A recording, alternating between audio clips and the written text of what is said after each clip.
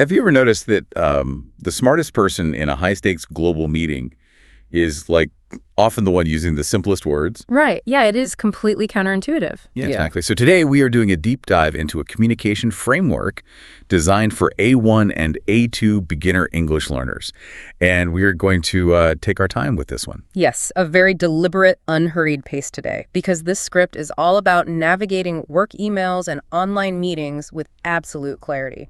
So the big secret here is that examining these ultra-basic rules actually reveals a lot about our own chaotic corporate environments. I mean, we usually equate complex vocabulary with intelligence, right? Right, exactly.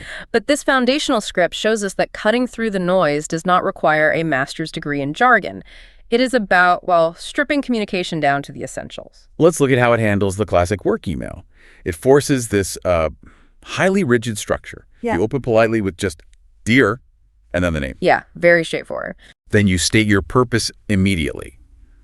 I am writing to ask about. And you fill in the blank. And the closing is just as clean. Right. It is just, please let me know, thank you. Even apologies are standardized, like, I'm sorry for the late reply. Which is so efficient, you know? It really is. I picture a plain, sturdy sandwich. You have the bread, which is the greeting and sign-off, and the meat is just your core request. No fancy sauces at all. None. But honestly, if I received an email like that, I might wonder if the sender was a robot. Doesn't this border on being like a little too blunt for a modern office?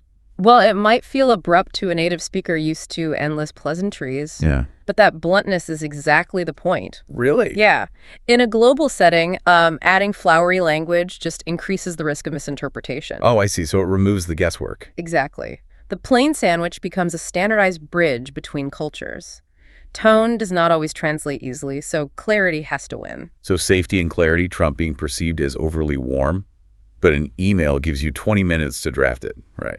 Right. You can check the tone and center the meat perfectly. Yeah, but what happens when you have to build that sandwich live, under pressure, in a chaotic online meeting? That is where the framework shifts from simple structure to actual survival tactics. Because real-time communication removes that safety net. Exactly. And the source material openly acknowledges this brutal reality. Understanding fast English and formulating responses under pressure is incredibly taxing. It takes so much cognitive energy. It really does. So the strategy relies on tactical, prepackaged phrases, things like, "Can I say something?" to interject. Or maybe we could try to make a suggestion. Yes, exactly. My personal favorite is the deployment of, "Can you repeat that, please?" It feels exactly like hitting the pause button in a frantic video game. Oh, that is a great analogy. Right. You use a single move to forcibly slow down the room and regain control of the pacing. And by relying on a memorized phrase, the speaker does not waste brain power trying to construct a delicate transition.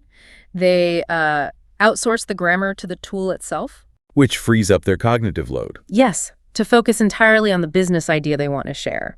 And there is an underlying lesson here about pace. Intentionally speaking, slowly and deliberately, is not just a crutch for beginners. Wait, really?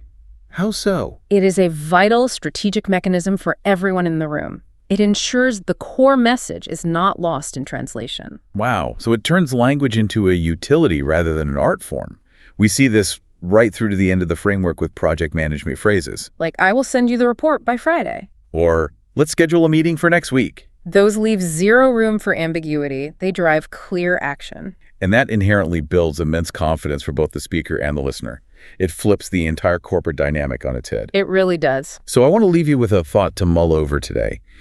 If mastering just a handful of these straightforward phrases can so drastically improve international collaboration, Yeah. perhaps the ultimate key to global business isn't expecting everyone to achieve perfect, fast-paced fluency. That is a powerful idea. Maybe the native speakers are the ones who actually need to adapt. Imagine how much more efficient our workplaces would be if native speakers learned to strip away their own complex corporate jargon. Just slow their pace down. Exactly. Slow the pace down and just get back to making that simple, sturdy sandwich.